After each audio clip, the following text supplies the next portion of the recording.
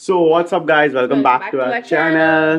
तो जी मैडम, ये चिट्ठी आ चुकी है अपार्टमेंट वालों की तरफ से। क्या चिट्ठी आई है? तो हमारा रेंट एग्रीमेंट खत्म होने वाला है, तो उसी की रिन्यूअल के लिए उन्होंने चिट्ठी भेजी है। अच्छा। पूछा उन्होंने कि आपको रिन्यू कराना है या नहीं कराना है। एंड $100 उन्होंने बढ़ा दिया हमारे रेंट में।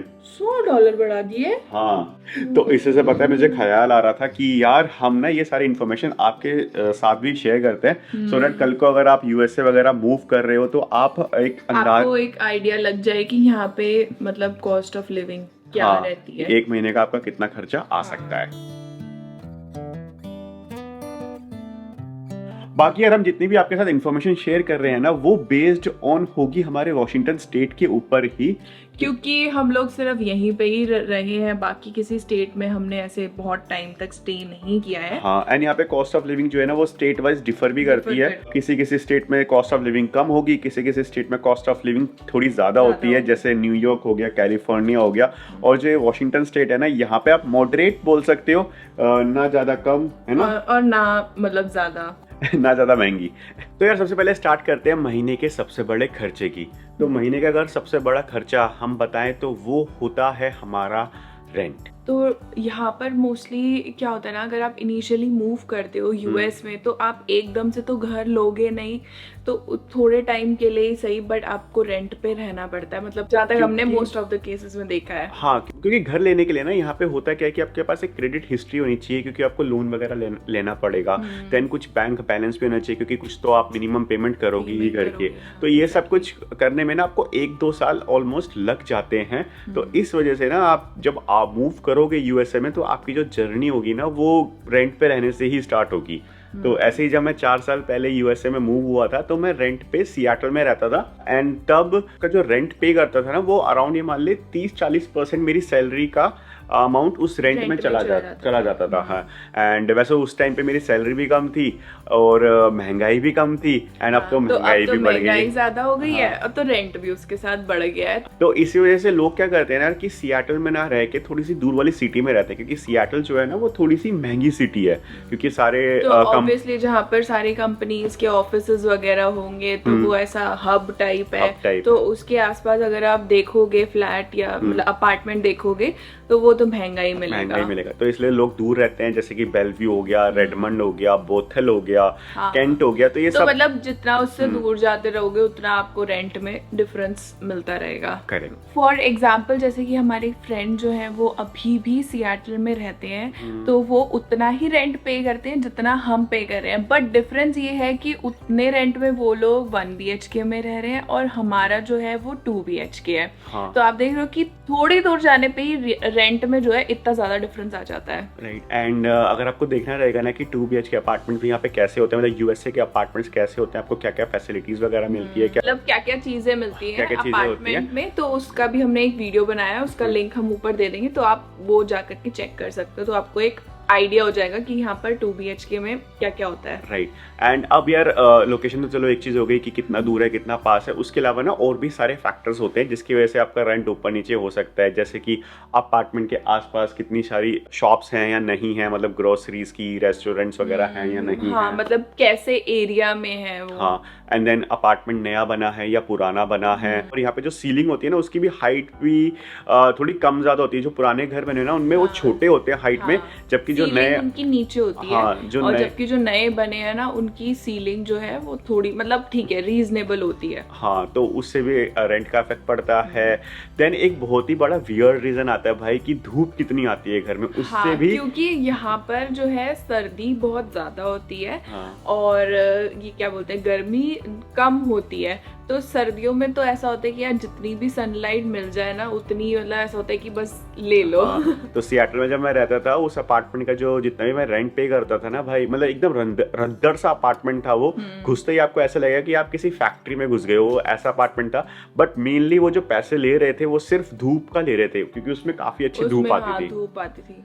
मतलब अगर धूप के अलावा उस अपार्टमेंट में देखो ना तो उस अपार्टमेंट में कुछ भी नहीं है।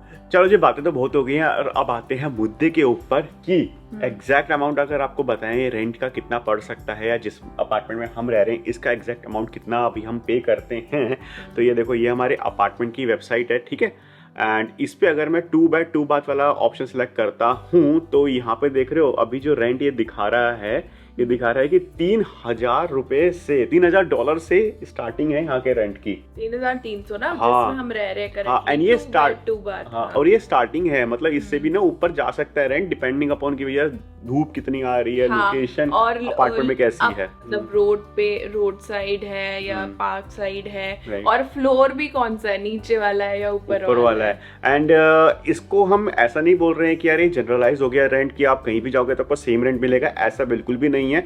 जो फैक्टर्स हमने आपको पहले बताया ना, उन फैक्टर्स के ऊपर ये रेंट ऊपर नीचे हो सकता है। मतलब आप सेम 2x2 बाथ अपार्टमेंट अगर किसी और लोकेशन पे जाके देखोगे तो वो क्या पता आपको 2,000 में मिल जाए, 2,500 में मिल जाए। अपार्टमेंट का न्यू कंस्ट्रक्शन है तो इसीलिए भी इसके थोड़े से रेट्स ज्यादा है। आई गेस अब आप ये रेंट मतलब जान आपको के एक एस्टिमेट लग गया होगा कि हाँ, अपार्टमेंट का रेंट जो है वो यहाँ पर कितना होता है।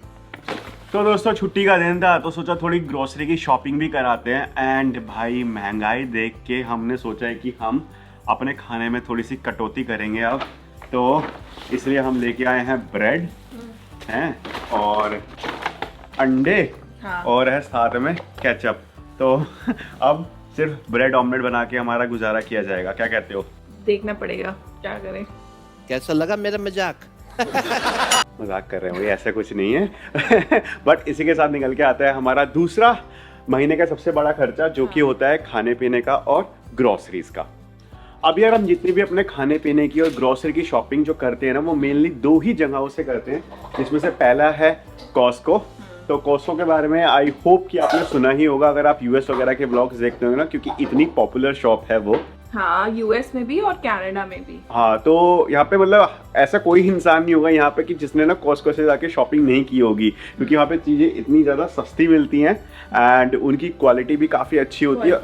और तीसरा जो उनका आता है वो है उनका रिटर्न पॉलिसी।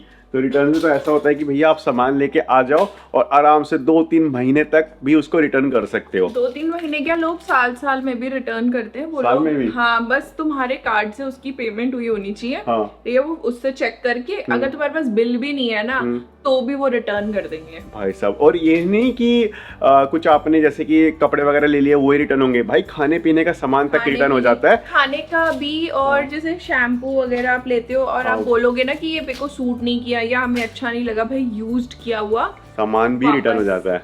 ले लेंगे। हाँ, तो अगर आपको चाहिए रहेगा ना कि भैया कॉस्को की भी शॉप की एक आपको टूर वूर दिखाए, हम उसका भी व्लॉग्स बनाए, तो प्लीज़ कमेंट कर देना। एंड अगर ज़्यादा कुछ कमेंट आएंगे तो ऑब्वियसली ज़रूर हम वो वीडियो बनाने का फिर ट्राई करेंगे, डेडिकेटेड वीडियो बनाएंगे फिर उसकी। अब कॉस्को जो है ना यार, वो एक होलसेल मार्केट है, तो इसलिए वहाँ पे जितना भी आपको सामान मिलता है ना वो एकदम बल्क में मिलता है। तो इसलिए हम जितना भी खाने पीने का सामान कॉस्को से लेके आते हैं ना, वो ऑलमोस्ट हमारा 2 हफ्ते तक चल जाता है। एंड कुछ सामान तो ऐसा भी होता है जो कि 1 महीने तक भी चल जाता है, जैसे कि दूध वगैरह हो गया, है ना। हाँ, क्योंकि वो बहुत दूध आप लेने जाओगे तो एक बारी में 2 ये बड़े वाले कार्टन्स मिलते हैं या फिर 4 मिलते हैं कार्टन्स। हाँ, और हमारा जो एक विजिट का खर्चा आता है कॉस्को का, वो आप मान लो कुछ $150 या $160 तक का कुछ आता है ना। हाँ, मतलब वो है कि अगर आपके पास घर में ऑलरेडी सामान पड़ा है, अगर आप तो कम आएगा, वो ज्यादा आएगा, वो उसकी रेंज जो है 150 से 200 तक होती है। अगर आपको हो सकता है कपड़ों में कुछ ज्यादा पसंद आ जाए या कुछ और लेना, कुछ इलेक्ट्रॉनिक्स में आ गया पसंद तो वो लेना पड़ गया, तो वो वेरी करता है। और वो होता है 2 हफ्ते के लिए, तो आप महीने का मोटा मोटा खर्चा लगा लो कि मतलब 300 से 400 $400 आप मान लो कि आपका कॉस्को तक का खर्चा आएगा 1 महीने का।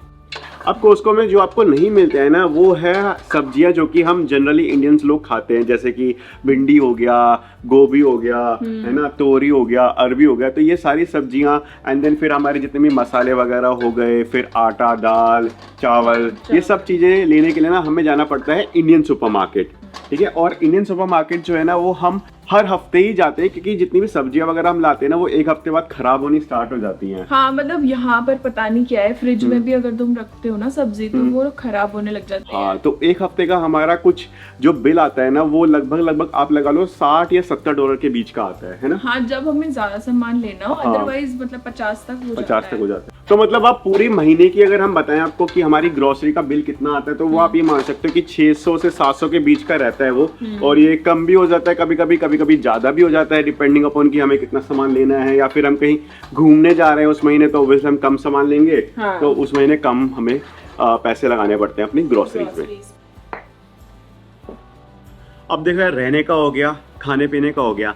तीसरा जो बड़ा खर्चा मुझे लगता है ना, वो लगता है ट्रांसपोर्टेशन का। तो यहाँ पे देखो पब्लिक ट्रांसपोर्ट इतना अच्छा तो है नहीं, ठीक है, एंड दुकानें भी इतनी दूर दूर होती है ना कि अगर आप पैदल चल के जाना भी सोचोगे तो आप नहीं कर पाओगे। तो इसीलिए यहाँ पे गाड़ी लेना एक कंपलसरी हो जाता है। अब गाड़ी तो ऑब्वियसली देखो एक वन टाइम खर्चा हो गया, और ये डिपेंड करता है आपकी शौक के ऊपर कि भैया आपको कैसी गाड़ी चाहिए। बट जो रिकरिंग आपका खर्चा आएगा वो आएगा आपकी इंश्योरेंस का। अब इंश्योरेंस का भी ना यार यहाँ पे बहुत बड़ा झमेला है। तो सपोज करो अगर कल को आपने किसी की गाड़ी ठोक दिया, किसी ने आपकी गाड़ी ठोक दी और आपके पास एक अच्छा कवरेज नहीं हुआ, तो भाई साहब बहुत बड़ा पंगा हो सकता है। तो इसलिए ना यहाँ पे हर कोई ट्राई करता है कि भैया मैक्सिमम से मैक्सिमम उनका इंश्योरेंस का कवरेज हो, एंड ऑब्वियसली जितना मैक्सिमम आप कवरेज लोगे तो उतना ही आपको प्रीमियम पे करना पड़ेगा इंश्योरेंस का। एंड देन इंश्योरेंस का प्रीमियम ना आपका और भी चीज़ों पे डिपेंड करता है, जैसे कि आपकी ड्राइविंग हिस्ट्री कैसी है यूएसए में, देन आपने ट्रैफिक रूल्स को तोड़ा है या नहीं तोड़ा है, एंड देन आपकी गाड़ी कितने लोग चला रहे हैं। जैसे कि अभी जो गाड़ी हमारे पास है वो सिर्फ मैं ही चलाता हूँ, एंड अब ताने का भी लाइसेंस आ गया है तो ताने को भी ऐड करना पड़ेगा मुझे इंश्योरेंस कवरेज में।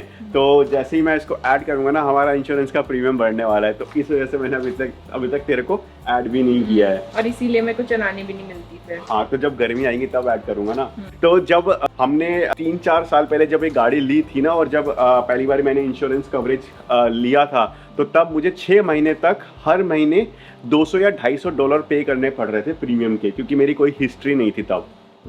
समझ रही है? तब तो अब धीरे धीरे जब हिस्ट्री बनी है तो अब वो मेरा प्रीमियम थोड़ा थोड़ा नीचे आया है। तो अब कुछ $100 तक का हो गया है वो प्रीमियम, बट ये वेरी करता रहता है, कभी वो ज़्यादा चार्ज कर देंगे, कभी कम चार्ज कर देंगे। तो पूरी मोनोपोली होती है हाँ इंश्योरेंस की। अब कार इंश्योरेंस के बाद जो दूसरा इंश्योरेंस आपको लेना पड़ जाता है ना, वो होता है आपका मेडिकल इंश्योरेंस। तो आपने ये सुना ही होगा कि भैया यूएसए में हॉस्पिटल्स कितने महंगे होते हैं। फॉर एग्जांपल जब 1 साल पहले हम कोविड की टेस्टिंग कराया करते थे ना, तो भैया हम $100 पे करते थे पर बंदा उस टेस्टिंग के लिए। हालांकि वो हमारे जेब से नहीं जाता था, इंश्योरेंस ही पे करती थी, बट डॉक्टर लोग जो है वो $100 चार्ज करते थे सिर्फ कोविड की टेस्टिंग के लिए। है तन्नू? और वो भी वन टाइम। हाँ, तो इसलिए यहाँ पे मेडिकल इंश्योरेंस लेना भाई बहुत जरूरी हो जाता है। एंड देन फिर उसमें भी यार सेम चीज आती है कि आप प्रीमियम में कितने लोग ऐड करवा रहे हो। अगर आप खुद के लिए प्रीमियम ले रहे हो तो ऑब्वियसली वो सस्ता पड़ेगा, एंड अगर आप उसमें आप खुद को भी और अपने स्पाउस को भी ऐड करवा रहे हो तो ऑब्वियसली उसका प्रीमियम जो है वो थोड़ा ज्यादा रहने वाला है, ठीक है। एंड इसी के अलावा फिर और भी मिसलिनियस खर्चे आ जाते हैं आपकी, जैसे कि बिजली का बिल, पानी का बिल, कचरे का बिल, जो कि रेंट में इंक्लूडेड नहीं होता है, आपको अलग से पे करना पड़ता है। तो ये मान लो महीने का अगर हम आपको बताएं मोटा मोटा एवरेज अमाउंट की हमारा जो खर्चा होता है वो कुछ कितना बोलेंगे, 4000 से $4500। इतना तो है ना? हाँ, तो आई होप यार आपको ये सब इन्फॉर्मेशन जान के थोड़ा बहुत आपको आइडिया हो गया होगा कि हमारी मंथली लिविंग कॉस्ट कितनी आ सकती है। अगर आप भी कल को यहाँ पे आने का सोचो तो हाँ। आप प्लान कर सकते हो, देख सकते हो कि मंथली आपको कितना सैलरी यहाँ पे मिलना चाहिए, जिसके हिसाब से फिर आप यहाँ पे रह पाओ और अच्छे से सेव कर पाओ। मतलब वर्थ इट है भी यहाँ पे आना या नहीं आना, वो आप डिसीजन ले पाओ। तो बस फिलहाल हमारा खाना या लंच जो है वो रेडी होने ही वाला है, तो उसको खाएंगे। एंड इसी के साथ करते हैं हम अब इस व्लॉग की समाप्ति। तो अगर आपको ये इन्फॉर्मेशन थोड़ी भी यूजफुल लगी हो तो प्लीज लाइक कर देना, एंड चैनल पे नए हो तो सब्सक्राइब जरूर कर देना। तो इसी के साथ मिलते हैं हम आपसे नेक्स्ट व्लॉग में। Bye bye.